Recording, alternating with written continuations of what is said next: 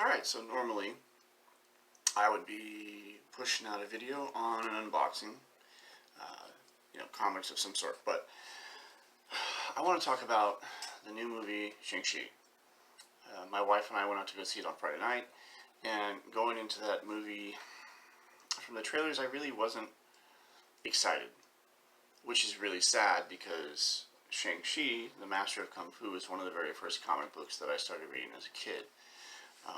Being a young kid in the 1970s, martial arts was huge. Star Wars wasn't released until 1977, so for me as a young kid, before I found my love of sci-fi, I had my love of martial arts, and that was directly due to Bruce Lee. So when I saw the Master of Kung Fu comic book for the very first time on the spinner rack at my local grocery store, I immediately picked it up, and I fell in love with that character. I just love the stories. I love the way that the artist rendered everything. It had some of the most dynamic covers that I'd ever seen up to that point. Shang-Chi's not your typical superhero, and he relied on his physical abilities, not any superhero type abilities, right? So when I saw the trailers for this movie, I just thought, okay, well, they're tying him into the Mandarin and the Ten Rings, and they're going to make the Mandarin his dad, which, I'm really torn about how Disney's making these movies, because they're intentionally changing things, the core parts of some characters, to make them more applicable to this time. And so some things that, you can forgive. I'm not really big on gender swaps. I don't appreciate that level of mentality when they're thinking that they intentionally need to change things to appease the audience of today who might be overly sensitive to certain things. So overall, I wanted to wait a couple of days to do this review because I don't typically trust my first reactions to things like this. I want to digest it a little bit. In my opinion, some of the best superhero films are slightly underrated. I think The Rocketeer is one of the best superhero films ever made. I think it far outshines ones that came before, and certainly the vast majority of ones that have come after. I think it's a master-crafted film directed by Joe Johnston. He did just a fantastic job with that movie, and I really wish it got more credit than what it got. Anyway, so Shang-Chi, what are its strengths? What is the film? I will say that the actors are good. All of them really put forth a lot of heart, a lot of energy, and effort into their roles. That being said, the rest of the film is incredibly weak. It's not very well written.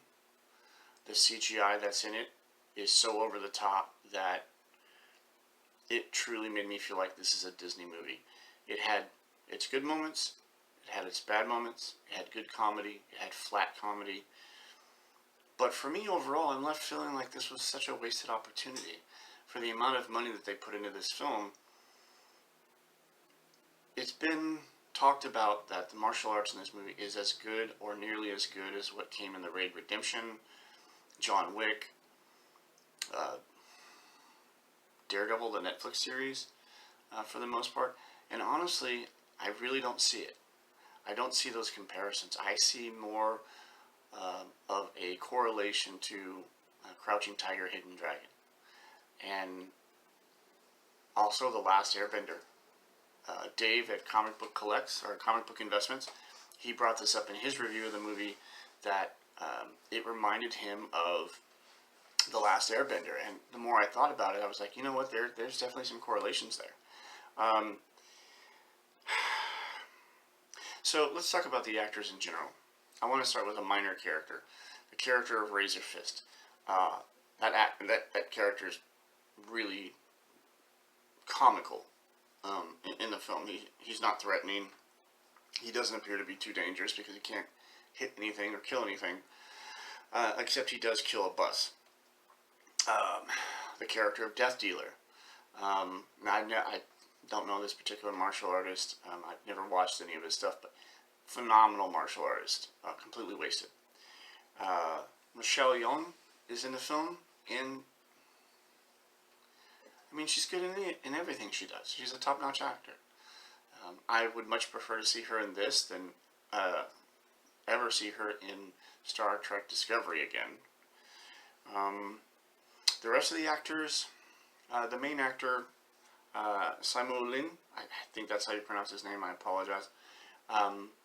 Talented, very good at what he does, and he deserves a lot of credit for doing the best job that he can with what he was given. This movie comes across to me like a live-action animated fantasy film. The first act is probably the most grounded, and then some of the flashback scenes. The third act is completely high fantasy. Like it just became an entirely different movie. So with the amount of money that they had to put into this film, what I was expecting to get as a hardcore Shang-Chi fan is I wanted something more along the lines of a John Wick production. I wanted a street-level character going through some tremendous challenges, a lot of tension, and that's not what we got as an audience. We got a live-action animated Disney fantasy film with martial arts in it. So, if I had to review this film and give it any type of a rating,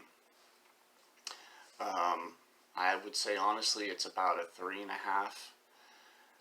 out of 5, and I'm being generous because I really like the character, and I'm not judging it based off of its budget. I'm not judging it solely based off of the acting. I'm not judging it based solely off of the story. Tyrone Magnus had a really good point, and he said it never captured his attention. He never got hooked into it. And when I saw his review, I was a little concerned because the reviews that I've seen from some of the big Hollywood reviewers have been heaping so much praise upon this film that I was actually wondering if I was going to be wrong, like if my first impressions were going to be off. However, after seeing it for myself, I give it a 3.5 out of 5. It's a one-off. Don't plan on seeing it again. It's okay to have in the background if I were sorting my comics or painting some miniatures or something.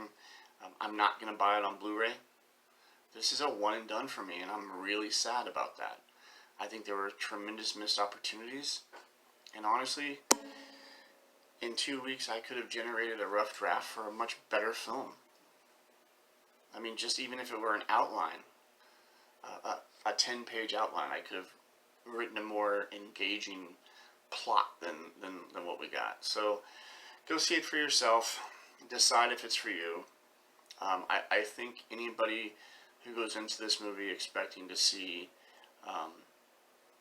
a Marvel movie made by Disney, well, you're going to see a Disney movie in a Marvel shell, because that's what it is.